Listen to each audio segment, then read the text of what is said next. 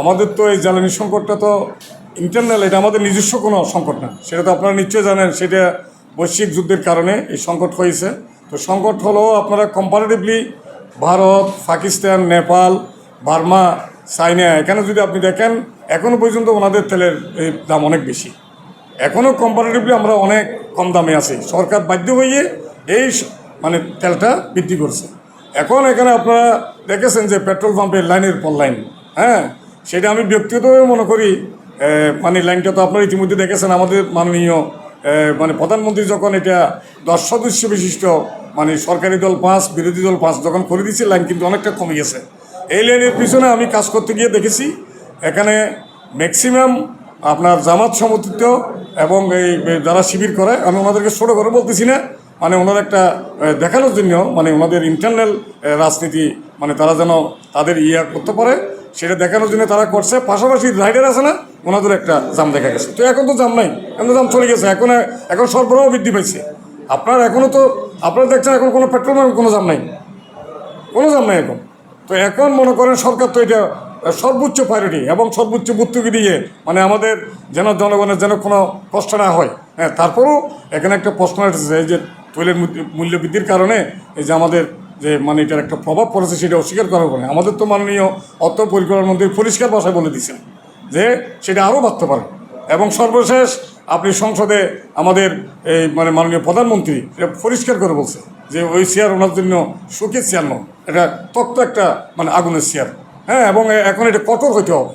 তো বিষয়টা আমি যেটা দেখছি আমার কাছ থেকে, সেটা বিরোধী দল মানে ইচ্ছাকৃতভাবে মানে মানে ওনারা কিছু প্রপাগান্ডা অতিরিক্ত করেছে, মানে সেটা আমরা এটা আশা করি না।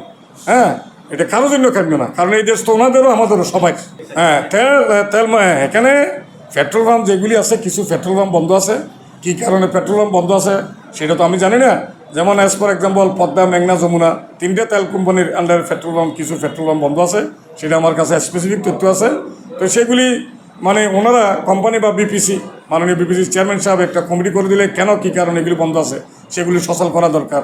আর এগুলি মনে করেন জেলা পর্যায়ে আপনার মজুদ বৃদ্ধি করতে হবে। এই যে 90 দিন যেটা বললাম, মানে ওখানে যদি পর্যাপ্ত যদি থাকে তখন তার সংকট হবে না। এমনি সংকট পড়ে গেছে, এখন তো মনে করেন বন্দরে জাহাজ। হ্যাঁ, আর আমাদের ইনশাল্লাহ স্টেট রিফাইনারি মানে 2 যদি এটা চালু হয়ে যায় তাহলে কোনো সমস্যা নেই। আপনি ক্রুড অয়েল আসলে সেটার সাথে সাথে সেটা রিফাইন হবে, 1 থেকেও হবে। তো অনেক বড় প্রজেক্ট। আর যেটা মনে করেন এসপিএম যেটা প্রজেক্ট, সেটা হচ্ছে যে আপনার ওই যে ইয়াতে আপনার কক্সবাজারে, এটা আমি মাননীয় স্বরাষ্ট্রমন্ত্রীর দৃষ্টি আকর্ষণ করছি। এখানে একটা মানে অনেক এইটা অলরেডি রেডি। এখানে সাইনাকে দেওয়ার জন্য মানে এই চেষ্টা হয়েছিল, কিন্তু এটা অনেকে সাইনাকে দেওয়াটা অনেকে পছন্দ করতেছেন। তো পছন্দ না করলেও আমার কথা হচ্ছে ইমার্জেন্সি পিরিয়ডে যাকে দেওয়া হয় সেটা একটা দরপত্র ইমার্জেন্সি কল করে সেটা তো দিতে পারে। দিলে এখানে মনে করেন 2,40,000 মেট্রিক টন। পাশাপাশি সোলারের ক্ষেত্রেও এটা দিতে পারে।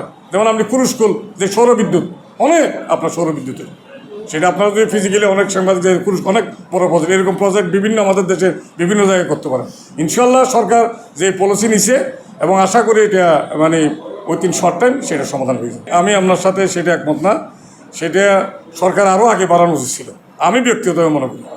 সেটা বাড়াইছে অনেক পরে, কারণ আপনি কত সাবসিডি দেবে, কোটি কোটি টাকা। আপনি পাশাপাশি আপনি ইন্ডিয়াতে দেখেন, ভারতে আপনি আমাদের তেলের দাম দেখেন, মায়ানমারে দেখেন, হ্যাঁ, আপনি পাকিস্তানে দেখেন, আপনি নেপালে দেখেন, ভুটানে দেখেন, আপনি শ্রীলঙ্কায় দেখেন, আমার পাশাপাশি কান্ট্রি, এগুলি তো বাইরে না। এখানে তো তেলের দাম অনেক বেশি।